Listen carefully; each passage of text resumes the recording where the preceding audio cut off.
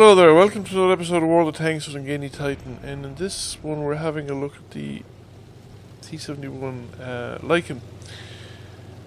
I've never had a Lycan before now, but this Halloween the opportunity came up to acquire the Lycan, and it was a relatively painless experience. It was building up I think 120,000 experience over any number of battles over a period of time. And then I had the choice, the Lycan or the Craft Panther. But I chose the Lycan because I didn't have the Lycan. This is the Lycan in Halloween mode. I'm not sure what it's supposed to do. Some werewolf related, but it's based off the T-71. I don't know if there's any differences to the actual Tech-3 tank. And when I played the T-71, it was a slightly different variation to the current variations. Anyway, there was no Lycan in existence. I do, however, have very fond memories of that version of the T-71 because it was the first time I really learned how to do light tanks properly. Before that, light tanks were, what do I say, I was completely a failure at it. I had no idea what I was doing. I basically YOLO'd my way up the American light tank line, and it kind of worked with the M5 and the M3 Stewarts, but it didn't work with the Chaffee. It was completely hopeless, and I did try various other things, but that was in the days when the Chaffee could see up to tier 10, and for some reason or other, I didn't carefully document it or anything like that, but I don't think I ever saw anything other than tier 9 and 10 battles with my Chaffee. And I would be driving along, I'd pop over ridgeline and I'd just die. And I had no indication whether I was spotted or not beforehand. I didn't know how the detection mechanics worked. I didn't have sixth sense of the tank. I don't know if I had any skills. Because it's easy to make it way up to tier 5 without actually training up a skill fully. If you just charge ahead and transfer the crews and just motor up and play the tanks stock with 50% cruise or 75% cruise or whatever, and then it's quite easy to get up to 5th level or 6th level and have no, well, maybe not 6th level, you generally have a skill train by the time you reach 6th level. It was very easy to get yourself up to 5th level without having a skill to your name. So the first proper battle I'm going to show you is this one here in Erlenberg. I've only got 7 battles all told in this tank. I moved away from it straight away again since I just got it to concentrate on the tier 9s, which I am playing very, very badly at the moment. However, that's another day's work. I've spotted quite a lot of tanks, but it hasn't done me or the team any good because nobody's shooting at the tanks that I'm spotting. With the exception of 3 tanks that are taking their time exploring the territory south of the castle, the rest of the team was limit trained across the north, and the enemy team looks like they've limit trained north as well, so they're just running into each other.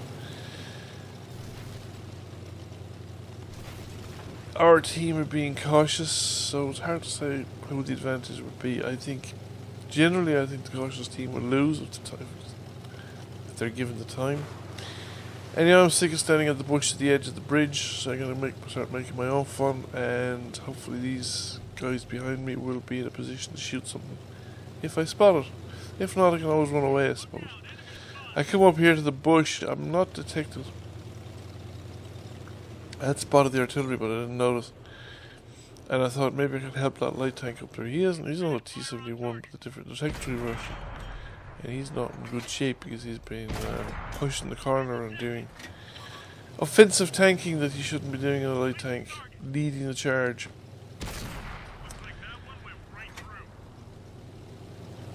So artillery is fired and missed. Should be a simple matter to get rid of him. Rate of fire on this thing is great. The gun is quite punchy. Doesn't do a huge amount of damage, but a lot of the shots will penetrate even auto-aimed. Reload time is, well, longish but not excessive. There are a lot of autoloaders out there with much longer reload times. And we should be able to deal with this lone tiger now, for instance, is left behind. We just start putting the rounds in when the turret is pointing elsewhere. and there's not a lot he can do about it.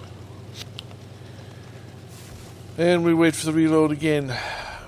Things are edging around to our favour. They have taken the top of the hills here, but they haven't cleared us out of the low ground below. And we're starting to push in behind them, or cap, depending on how you want to look at it, because by the time they disengage, well, then they have got the tanks coming after them. They probably would be able to stop the cap, but they'd have to disengage in the fight that they're in. And there I was able to put a good few rounds into the T-29 before he got the turret around to me, and a few more as I was pulling away. Now I just have to wait for the reload. So I have to stay hidden or keep moving and move well out of his way, depending on which way he's doing it. He's starting to come after me, but he's not a heavy thing, so it'll take him a while, and I'll have to reload it before he'll manage. So I'm going to come in here again. Somebody's shot him once more, and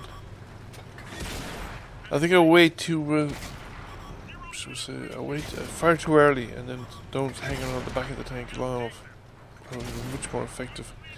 So that round of shooting has been done largely from above into his upper glacis, and it's been fairly ineffective in comparison to what I could have gotten if I'd been a little bit more patient. And by the time I let the reload in, he's going to be dead. So that, folks, is the Lycan. It's a nice little tank. It's mobile, good spotting ability, good camouflage, good little gun. You won't kill tanks with a clip at the very start of a game usually, but you know, by the time there's a bit of injury onto them, if you're careful, you can easily take out tanks. Well, I have most of the tech tree grind completed in America. I don't really need a crew trainer on the American side anymore. I could see myself playing the Lycan just for the fun of it. It's a fun tank to play. I hope you found the video interesting. If you did, please give it a like. If you have not already done so, please subscribe to the channel. I'll catch you all again soon. Bye for now.